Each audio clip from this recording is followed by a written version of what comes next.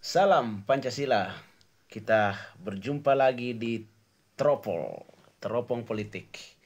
Meneropong hiruk pikuk isu-isu politik dan masalah-masalah sosial dari sepi dan sunyinya suasana desa.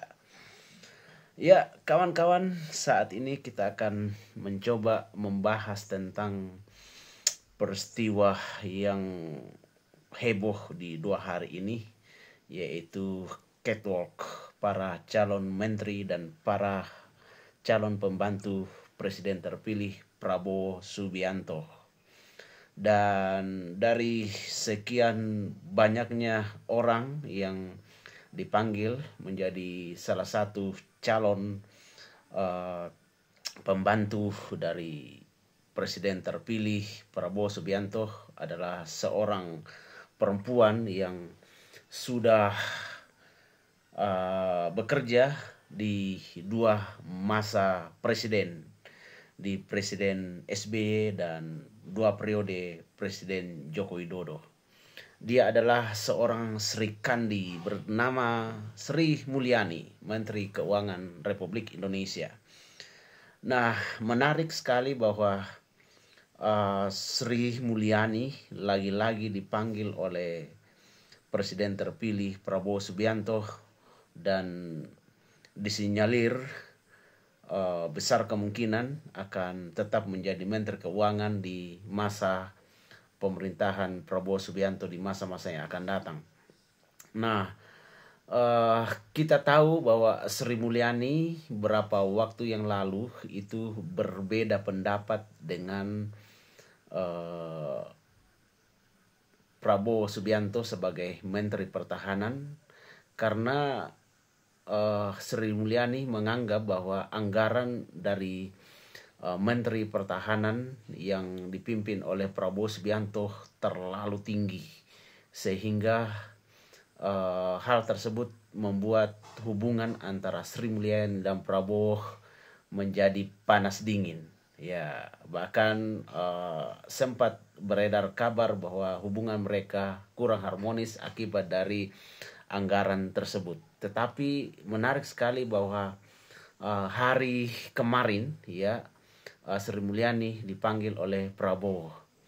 Apa yang bisa kita lihat dari peristiwa ini? Bahwa rupa-rupanya belum ada pengganti yang sepadan yang bisa menggantikan Sri Mulyani sebagai Menteri Keuangan. Tidak adanya pengganti yang sepadan ya yang bisa menggantikan beliau sebagai Menteri Keuangan menunjukkan bahwa proses pengkaderan di bangsa ini terutama di bidang keuangan itu tidak berjalan dengan baik.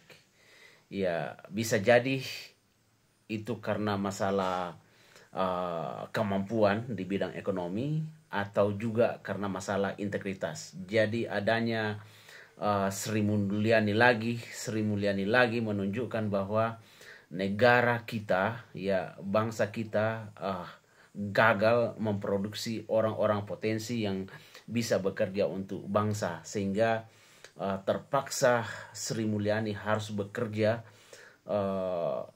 untuk sekian kalinya mendampingi presiden untuk mengelola keuangan negara, dalam hal ini mengelola APBN yang akan digunakan untuk membangun bangsa ini.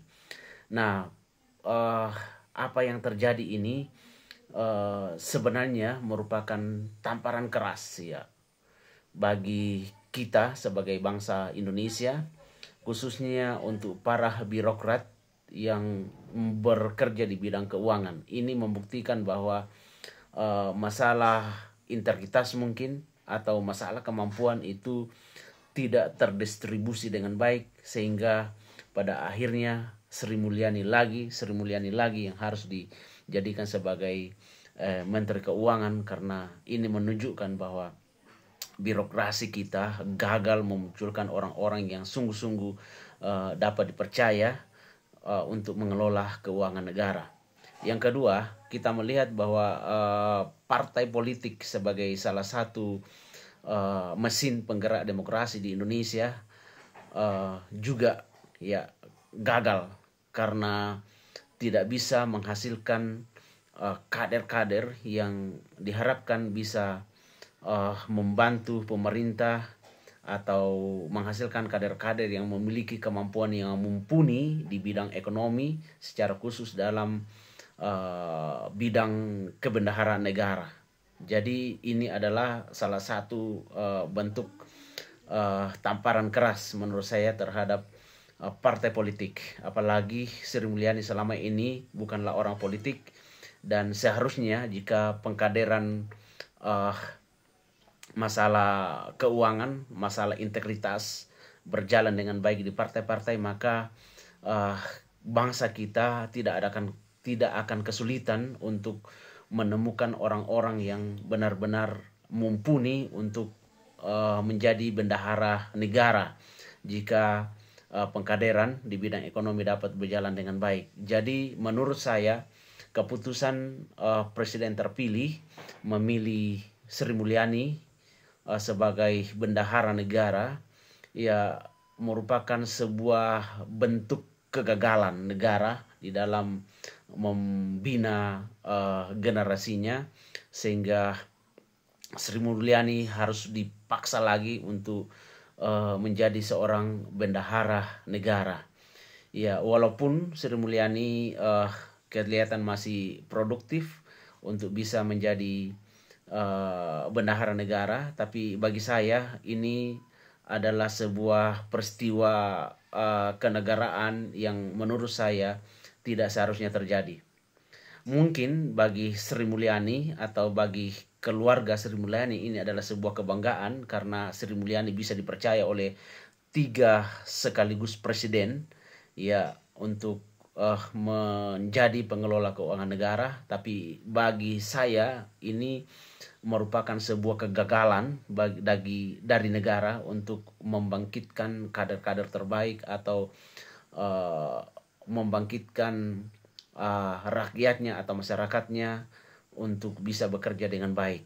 Jadi kita berharap ya ke depan ya 5 tahun ke depan kita berharap bukan Sri Mulyani lagi yang menjadi bendahara negara, karena pengkaderan itu dapat berjalan dengan baik dan dapat mengelola ya keuangan negara dengan baik dan tidak harus dengan Sri Mulyani.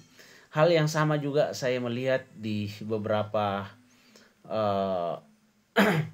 menteri ya, bagian menteri ada banyak para senior-senior yang sebenarnya sudah terpakai di zaman SBY dan juga di zaman Joko Widodo, walaupun mereka sebenarnya tidak memberikan dampak yang positif secara signifikan tapi di bangsa ini, tetapi mereka masih tetap saja dipasang oleh Prabowo atau dipanggil oleh Prabowo untuk menjadi pembantunya. Bahkan ada beberapa menteri ya, calon menteri yang mungkin akan dipakai oleh Prabowo Subianto yang sebenarnya dibuang oleh Jokowi tetapi kemudian ditarik lagi untuk dipakai. Jadi menurut saya formasi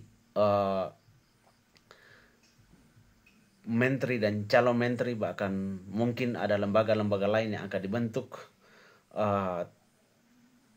pesimis bagi saya untuk adanya perubahan-perubahan yang signifikan, karena rata-rata mereka yang dipanggil itu adalah orang-orang lama yang sebenarnya tidak menunjukkan prestasi yang signifikan untuk mengubah bangsa ini. Karena itu kita berharap bahwa bangsa kita benar-benar memiliki sistem ya partai politik sebagai penggerak demokrasi memiliki sistem yang terbaik untuk memunculkan tenaga-tenaga yang benar-benar handal, berintegritas dan punya loyalitas terhadap bangsa dan negara, sehingga istilah lu lagi tidak akan terulang lagi di masa-masa yang akan datang. Itu harapan kita, tetap di teropong politik, meneropong isu-isu dan hiruk pikuk politik dan masalah-masalah sosial dari kesunyian pedesaan. Salam Pancasila.